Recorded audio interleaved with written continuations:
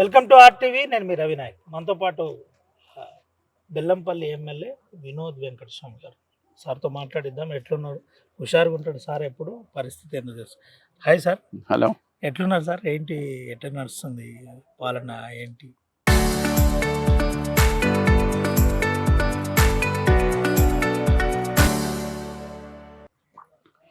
26 months అయింది. చాలా అపూర్వమైన ఎక్స్పీరియన్స్ వచ్చింది. ప్రజలకు ప్రజాస్వామ్యంలో గవర్నమెంట్ నడిపించాలంటే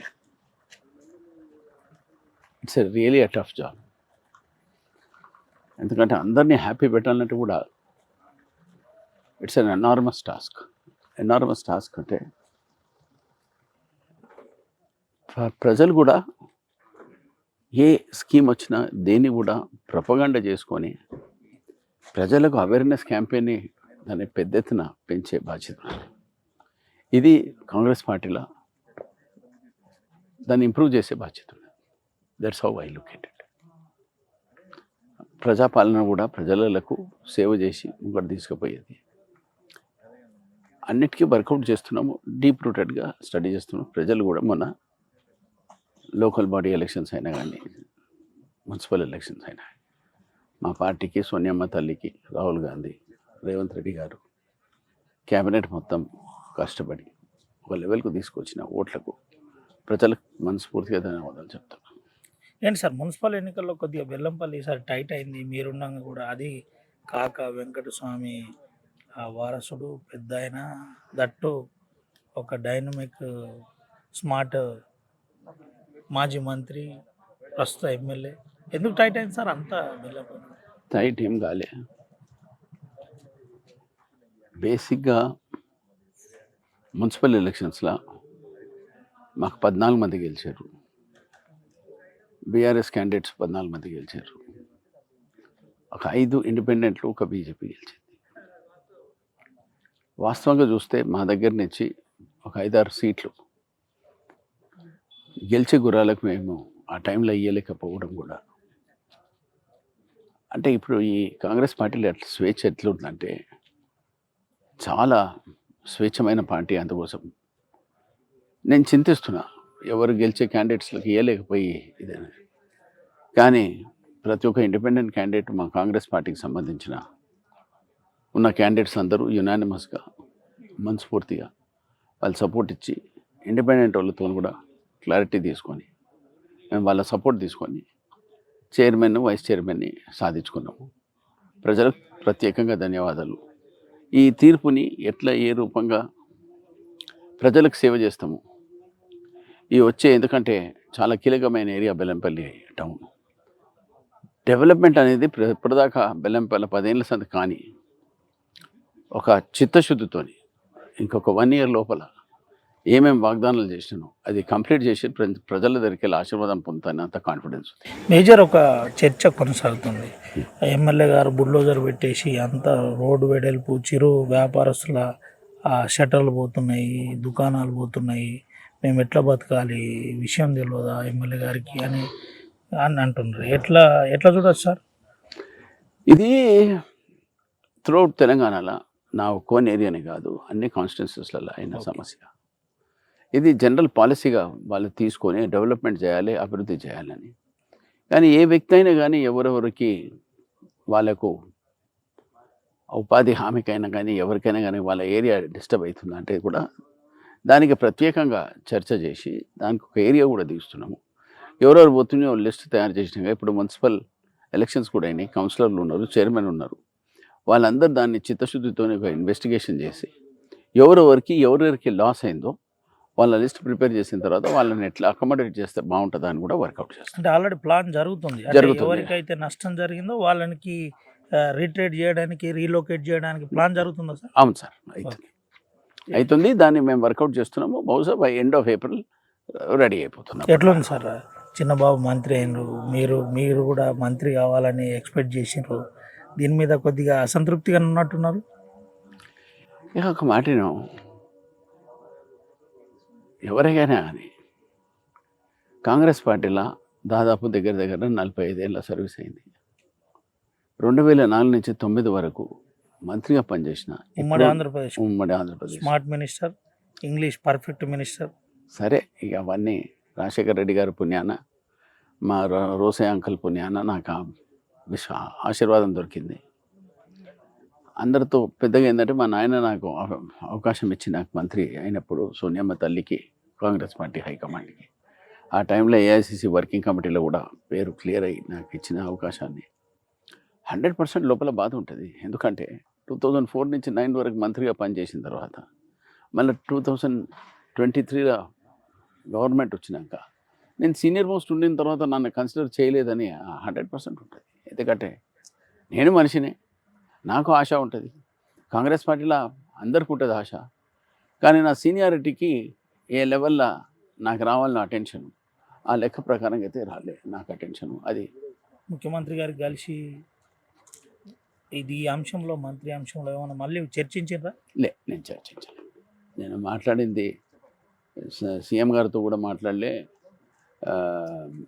బేసిక్గా ఎవరితో మాట్లాడినా కూడా సీఎం గారితో మాట్లాడితే, వేం నరేందర్ రెడ్డి గారితో మాట్లాడితే, అన్న మీ కుటుంబ సమస్య ఉన్నది, మీరు దయచేసి ఢిల్లీలో మాట్లాడాలి, ఖర్గే అంకుల్ గారితో మాట్లాడండి, రాహుల్ గారితో మా కంట్రోల్ లేదు, మీరు అక్కడ మాట్లాడుకోండి. నేను పోయి అంకుల్ని, ఖర్గే అంకుల్ని మనవి చేసుకున్నాను. ఇక అప్పుడు ఆయన ఏమన్నాడంటే, మీరు వెంకటస్వామి కొడుకులు, సీనియర్ నాయకులు కొడుకులు, పార్టీ హైకమాండ్ ఒక ఫ్యామిలీలా మేము ఇద్దరికి ఇవ్వలేము అని అట్లా అనలే, ఇవ్వలేము అనలేదు. ఓకే, అంటే ఇప్పుడు వాళ్ళకున్న అనుభవంతో, వాళ్ళకున్న ఇదితో ఇక వాళ్ళు ఇచ్చే మనం అర్థం చేసుకోవాలి. ప్రస్తుతానికి వివేక్ ఇచ్చినాము అన్న తర్వాత నేను ఎక్కువ మాట్లాడలేకపోయినా. ఇక నేను విన్నా, ఇంకా వాళ్ళకు ఏమి మజ్బూరి ఉన్నదో వాళ్ళకి తెలుసు. కానీ నా తరఫు నుంచి నా సబ్మిషన్ అయితే నేను ఒకటే చేసిన, ఏంటంటే నేను సీనియర్ మోస్ట్ ఉన్నా, మీరు నన్ను ఎట్లైనా అకామిడేట్ అయినా చేయండి, ఏదైనా అడ్జస్ట్ చేయండి అని నా మనవి చేసుకున్నాను. ఇక వాళ్ళ ఇష్టం. మళ్ళీ అంటే ఖర్గే అంకుల్ని మీరు కలిసిన తర్వాత, ఖర్గే గారిని మీరు కలిసిన తర్వాత ఈ అంశంలో మళ్ళీసారి ప్రతిపాదన ఏమన్నా జరిగిందా? ఇటీవల మళ్ళీ మీరు ఢిల్లీకి వెళ్ళిండ్రు, మాట్లాడినా, కలిసిన, ఇదైన తర్వాత కూడా నా రిక్వెస్ట్ సబ్మిషన్ కూడా పెట్టిన. ఆయన ఏమన్నారంటే, ఇప్పుడు ప్రస్తుతానికి ఏ సమస్య మంత్రి విషయం గురించి డిస్కషన్ రాలేదు, అది వచ్చినప్పుడు పిలిపిస్తాను. 3 బర్తులు ఇంకా వేకెంట్ ఉన్నాయి. మంత్రి 3 కాదు 2 వేకెంట్ ఉన్నాయి. ఏంటి సార్ అంటే ఎట్లా చూడొచ్చు? ఇప్పుడు చిన్నబాబు మీరు ఇద్దరు కూడా కోఆర్డినేషన్లోనే పనిచేస్తుండ్రా? ఎట్లుంది? ఏమన్నా గ్యాప్ ఉందా? బయట ఏదో చర్చ చేసుకుంటున్నారు, ఎందుకు చేసుకుంటున్నారు ఇట్లా? ఏమని ఇద్దరి మధ్యలో గ్యాప్ ఉంది, రానియట్లేదు పెద్దబాబు, అసలే వివేక్ గారిని, వినోద్ గారు ఎమ్మెల్యే బెల్లంపల్లికి రానియట్లేదు అని చర్చ ఎందుకు ఇట్లా పుకారా? ఎట్లా చూడాలి సార్? ఈ కేతనపల్లిలో కొంత డిస్టర్బ్ చేసిండ్రు, కావాలని మంత్రిని బదనాం చేస్తున్నారని ఒక చర్చ జరుగుతుంది. ఎట్లా ఏం చెప్తారు సార్ దీని మీద? యాజ్ ఏ బ్రదర్గా, సీనియర్ పొలిటీషియన్గా, మాజీ మంత్రిగా, ఇప్పుడున్న ఎమ్మెల్యేగా పక్కనే ఉన్నారు కదా మీరు కూడా. అంటే నేను దాంట్లో డైరెక్ట్గా ఎక్కువ ఇన్వాల్వ్ కాలే. ఇది ఒకటి హియర్సే, ఇంకా జనరల్గా అయినా డెమోక్రాటిక్గా ఏముందో నార్మల్గా పార్టీ హైకమాండ్ అయినా కానీ ఎవరైనా కానీ వాళ్ళు దాన్ని డెమోక్రసీ గల దానికి రియాలిటీ వాళ్ళకి ఇచ్చే బాధ్యత ఉంటుంది. డెమోక్రసీలో డెమోక్రాటిక్ కండక్ట్ అయితేనే బాగుంటుందని నా ఆలోచన. ఇప్పుడు పార్టీ మహేష్ కుమార్ గౌడ్ గారు ఉన్నారు, ముఖ్యమంత్రి గారు ఉన్నారు, ఈ కేతనపల్లి సమస్య గురించి వచ్చినాక ఆయన వివేక్ గారు మంత్రి గారు ఉన్నారు. ఇప్పుడు వాళ్ళు ముగ్గురు 100% చర్చ చేసుకుంటుండొచ్చు.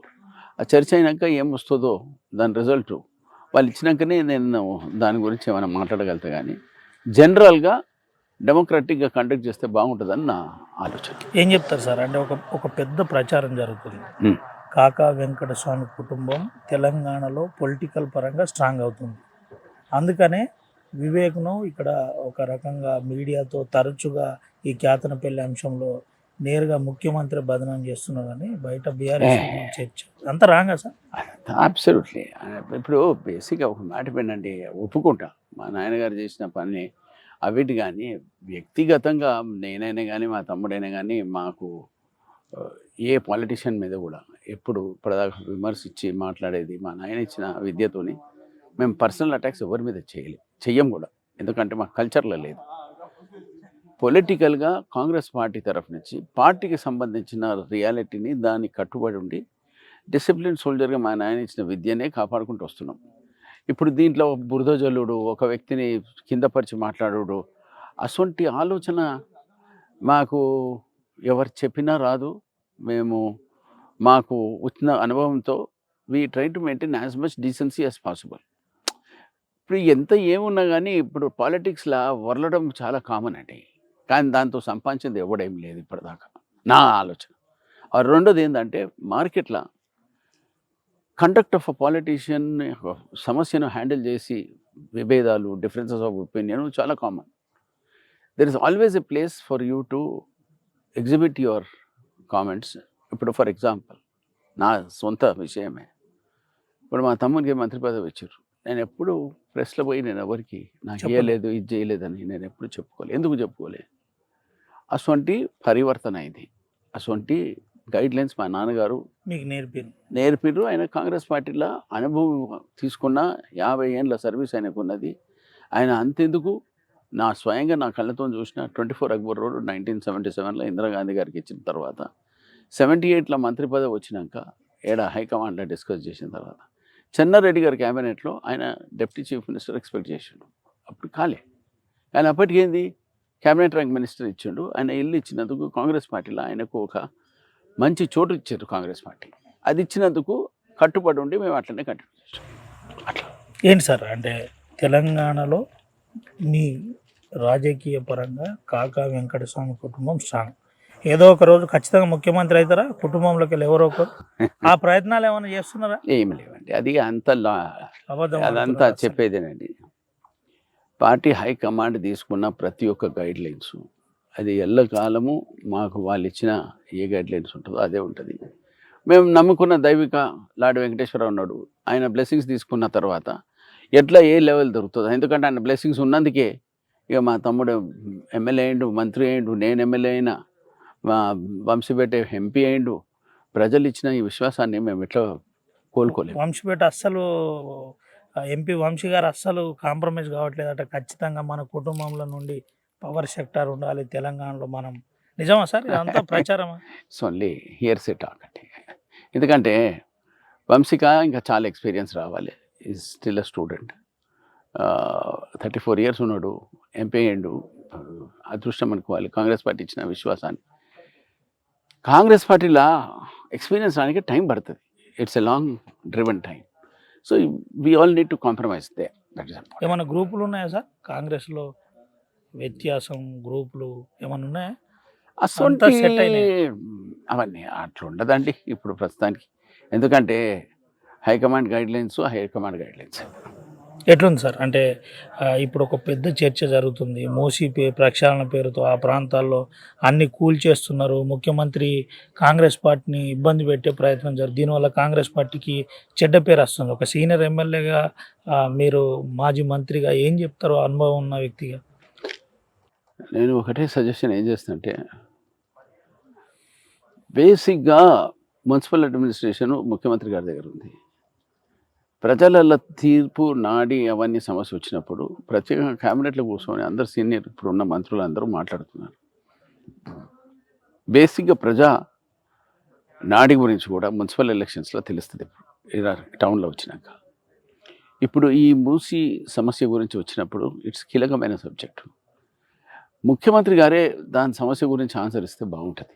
ఎందుకంటే ఆయనకు దాంట్లో ఉన్నంత అవగాహన, అక్కడ ఉన్న ప్రాక్టికల్ గ్రౌండ్ లెవెల్ ప్రాబ్లమ్స్.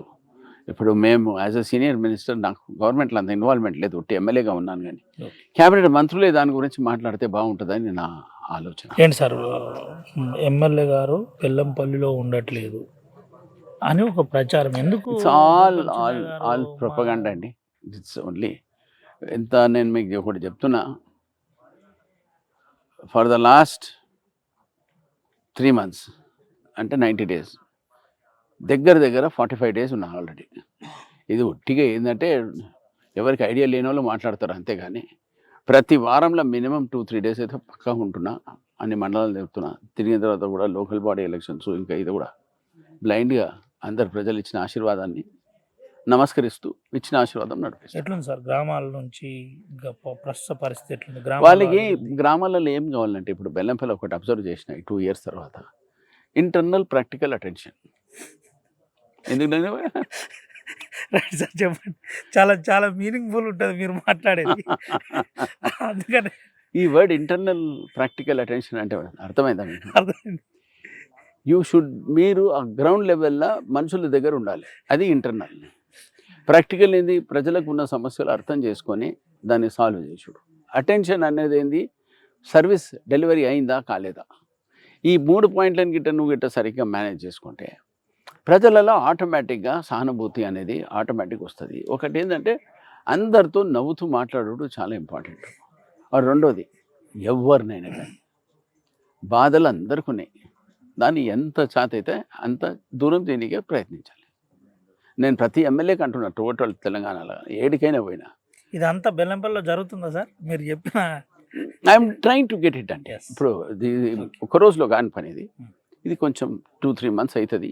ఇంకా దాని తర్వాత దాన్ని ఇచ్చేస్తాం. ఎట్లుంది? పట్టణ సుందరీకరణ మీద అది 100% ఆ దానికోసం అంశం నువ్వు మీద ఇప్పుడు మాట్లాడకు. ఒక డిసెంబర్ 2026లో మాట్లాడదాము. అప్పుడు నీకు ఆడ గ్రౌండ్ కాడ తీసుకుపోయినా లైటింగు, రోడ్ వైడనింగు, అందరికీ జనాలకు రోడ్లు వేసినాక నీతోని కూర్చొని ప్రజల ఆశీర్వాదం పొందిన తర్వాత మాట్లాడదాం. ఏం చెప్తారు సార్? ఆర్‌టీవీ ద్వారా ప్రజలకు మీరేం చెప్తారు? ఏం లేదు, కొంచెం ఓపిక పట్టుకోవాలి. మాకు ఇచ్చిన అవకాశాన్ని మేము దాన్ని మంచిగా యూజ్ చేసుకుంటున్నాము. మాతో ప్లీజ్ బేర్ విత్ అస్. మేము చేసిన పనులను అప్రిషియేట్ చేయండి.